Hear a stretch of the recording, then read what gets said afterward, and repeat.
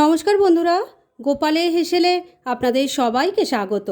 বাজারে এখন খুব ভালো পটল পাওয়া যাচ্ছে। তবে আলু পটলের একঘেয়ে রান্না খেতে খেতে যদি আপনি বোর হয়ে গিয়ে থাকেন, তাহলে আমার আজকের এই রেসিপিটা আপনার খুব কাজে লাগবে।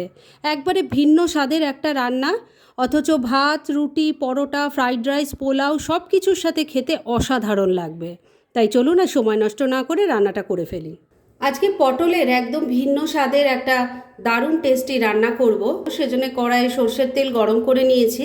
এই তেলের মধ্যে প্রথমেই নুন দিয়ে দিলাম, দিয়ে দিচ্ছি অল্প হলুদের গুঁড়ো। এবারে এর মধ্যে একটু আলুর টুকরো ভেজে নেব। আমি এখানে একটাই বড় সাইজের আলু নিয়েছি, সেটাকে ডুমো ডুমো করে কেটে নিয়েছি। এবার আলুর টুকরোকে হালকা করে আগে ভাজা ভাজা করে নিচ্ছি। আলুর টুকরোগুলো হালকা করে ভাজা ভাজা করে নিয়েছি। এবার এর মধ্যে দিয়ে দিচ্ছি পটলের টুকরো। আমি এখানে 8-9টা পটল নিয়েছি। পটলের গাটা প্রথমে ছুরি দিয়ে একটু ঘষে নিয়েছি, আর তারপর এটাকে টুকরো করে কেটে নিয়েছি। এবার আলুর সাথে মিশিয়ে নিয়ে পটলগুলোকেও ভালো করে ভাজা ভাজা করে নেব। আর আলু পটল অল্প তেলে যাতে তাড়াতাড়ি ভাজা ভাজা হয়ে যায়, সেজন্যে তেলের সাথে আলু পটলের টুকরো আগে ভালো করে মিশিয়ে নিয়ে ফ্লেমটাকে লো আর মিডিয়ামের মাঝামাঝি রেখে ঢাকা দিয়ে রান্না করে নিচ্ছি। 4-5 মিনিট সময় নিয়ে ঢাকা দিয়ে দিয়ে আলু পটলগুলো একটু ভেজে নিয়েছি। দেখুন, এগুলো কিন্তু খুব সুন্দরভাবে ভাজা ভাজা হয়ে গেছে। আর আমি মাঝে কিন্তু ঢাকা তুলে 2-3 বার নাড়াচাড়া করে দিয়েছিলাম। যাই হোক, এবার এই আলু পটলগুলো তুলে আলাদা পাত্রে রেখে দিচ্ছি। ভাজা আলু পটল তুলে রেখে দিয়েছি। এবার যে তেল আছে তার মধ্যেই বাকি রান্নাটা করব। এর মধ্যে প্রথমেই দিয়ে দিচ্ছি অল্প গোটা জিরে, দিয়ে দিচ্ছি একটা তেজপাতা, একটা শুকনো লঙ্কা, এর সাথেই গোটা গরম মশলাও দিয়ে দিলাম। তার মধ্যে আছে 2-3টে এলাচ, 2-3টে লবঙ্গ আর একটা দারচিনি। ফোড়নটা ভাজা ভাজা করে নিচ্ছি। ফোড়নটা ভাজা ভাজা হয়ে গেছে। এবার এর মধ্যে দিয়ে দিচ্ছি আদা, টমেটো আর কাঁচা লঙ্কার পেস্ট 2 টেবিল স্পুন। গুঁড়ো মশলাগুলোও দিয়ে দিচ্ছি। প্রথমে দিয়ে দিলাম হলুদের গুঁড়ো, অল্প একটু কাশ্মীরি মির্চ পাউডার দিয়ে দিলাম, 1 চামচ যাচ্ছে জিরের গুঁড়ো, ধনের গুঁড়ো 1 চামচ দিয়ে দিলাম। এর সাথেই অল্প একটু গরম মশলার গুঁড়োও দিয়ে দিলাম। স্বাদ মতো নুন দিয়ে দিচ্ছি, তবে নুনটা দেওয়ার আগে খেয়াল রাখবেন আলু পটলও কিন্তু নুন দিয়ে ভাজা আছে।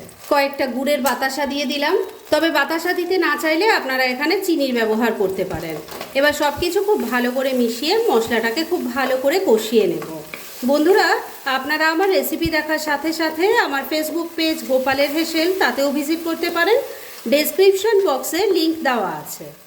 ফ্লেমটাকে মিডিয়ামে রেখে 2-3 মিনিট সময় নিয়ে মশলাটা খুব ভালো করে কষিয়ে নিয়েছি। এর থেকে দেখুন এখন তেলটা সেপারেট হয়ে গেছে। এবারে এর মধ্যে দিয়ে দেব ছানা। আমি 1/2 লিটার দুধ থেকে ছানা কেটে রেখেছি, সেই ছানাটা এর মধ্যে দিয়ে দিলাম। মশলার সাথে খুব ভালো করে মিশিয়ে নিচ্ছি। বন্ধুরা, আজকে যেভাবে আমি এই আলু পটলের তরকারিটা তৈরি করছি, এটা কিন্তু খেতে সত্যি অসাধারণ লাগে। ভাত দিয়ে যেমন ভালো লাগবে, সেরকম রুটি, পরোটা, লুচি, এমনকি ফ্রাইড রাইস, পোলাওয়ের সাথেও অসাধারণ লাগে। আগে যদি এভাবে না ট্রাই করে থাকেন, আমার রেসিপিটা দেখে কিন্তু অবশ্যই একবার ট্রাই করুন। আশা করছি আপনাদেরও খুবই ভালো লাগবে। মিনিট খানেক সময় নিয়ে ছানাটাকে মশলার সাথে ভালো করে মিশিয়ে কষিয়ে নিয়েছি। এবার ভেজে রাখা আলু পটল দিয়ে দিলাম, ভালো করে সব কিছুর সাথে মিশিয়ে নিচ্ছি। ভেজে রাখা আলু পটল ছানার সাথে মিশিয়ে নিয়ে খুব ভালো করে কষিয়ে নিয়েছি। এবার এর মধ্যে গ্রেভির জন্য জল দিয়ে দিচ্ছি। এই রান্নাটা কিন্তু খুব বেশি ঝোল ঝোল ভালো লাগবে না, আবার একদম শুকনো শুকনোও ভালো লাগবে না, তাই সেই বুঝে জল দেবেন। ভালো করে সব কিছু মিশিয়ে নিচ্ছি। সব কিছু খুব ভালো করে মেশানো হয়ে গেছে। এবার ফ্লেমটাকে লো আর মিডিয়ামের মাঝামাঝি রেখে ঢাকা দিয়ে 4-5 মিনিট রান্না করে নিচ্ছি। মিনিট 5 রান্নাটা করে নিয়েছি। এবার ঢাকা তুললাম। আমি কিন্তু মাঝে 2 বার ঢাকা তুলে একটু নাড়াচাড়া করে দিয়েছিলাম, আর নুন মিষ্টিটা চেক করে নিয়েছিলাম। সবজিও দেখে নিয়েছি কেমন সেদ্ধ হয়েছে। আমি তো দেখে নিয়েছি ভালো মতো সেদ্ধ হয়ে গেছে, তবে আপনাদেরও দেখিয়ে দিচ্ছি। দেখুন, আলুর টুকরোটা সুন্দর সেদ্ধ হয়ে গেছে। পটলটাও দেখিয়ে দিই,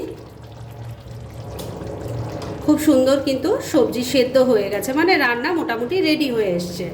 এইটুকু গ্রেভি থাকতে থাকতে আমি নামাবো, কেননা এটা ঠান্ডা হলে আরও ঘন হয়ে যাবে। তবে শেষ পর্যায়ে এর মধ্যে দিয়ে দিচ্ছি অল্প একটু ঘি, মিশিয়ে নিচ্ছি। ঘিটা ভালো করে মিশিয়ে নিয়েছি। রান্না এবার একদম রেডি হয়ে গেছে। গ্যাসটা বন্ধ করে দিলাম। এবার মিনিট 2-এর জন্য স্ট্যান্ডিং টাইমে একটু ঢাকা রেখে দিচ্ছি, আর তারপর সার্ভ করে দেখাচ্ছি। ফ্রেন্ডস, আমার আজকের এই পটলের দুর্দান্ত স্বাদের নিরামিষ রেসিপি একদম রেডি হয়ে গেছে এবং আমি সার্ভ করে দিয়েছি। ভীষণ ইজি একটা রেসিপি। সামান্য মশলার হেরফেরে এই রান্নার স্বাদ কিন্তু অসাধারণ হয়ে ওঠে। সেটা একবার ট্রাই করলেই আপনারা বুঝতে পারবেন। তাই দেরি না করে পারলে এটা আজই একবার ট্রাই করে ফেলুন, আর তারপর কেমন লাগলো সেটা প্লিজ কমেন্ট করে জানাবেন। এরকম ধরনের অনেক ভালো ভালো নিরামিষ রান্নার রেসিপি আপনারা গোপালের হেসেল সার্চ করলেই পেয়ে যাবেন, যার মধ্যে থেকে কিছু কিছু আমি সাজেস্টেড বক্সেও দিয়ে দেবো, সেখান থেকেও আপনারা দেখে নিতে পারেন। তাই গোপালের হেসেল অবশ্যই ভিজিট করুন। আর আপনারা কেমন ধরনের রেসিপি চাইছেন সেটাও কিন্তু আমাকে জানাতে পারেন। আমি চেষ্টা করব সেসব রেসিপিগুলো আপনাদের সাথে শেয়ার করার। আর আমার আজকের এই রেসিপি যদি আপনাদের ভালো লাগে আর ইউজফুল বলে মনে হয়, তাহলে যারা এখনও আমার চ্যানেলটাকে সাবস্ক্রাইব করেননি তারা প্লিজ প্লিজ সাবস্ক্রাইব করুন। তাহলে আজকের মতো এখানেই শেষ করছি। পরদিন আবার এরকমই কোনো ভালো রেসিপি নিয়ে চলে আসব। আপনারা সবাই খুব ভালো থাকুন, সুস্থ থাকুন।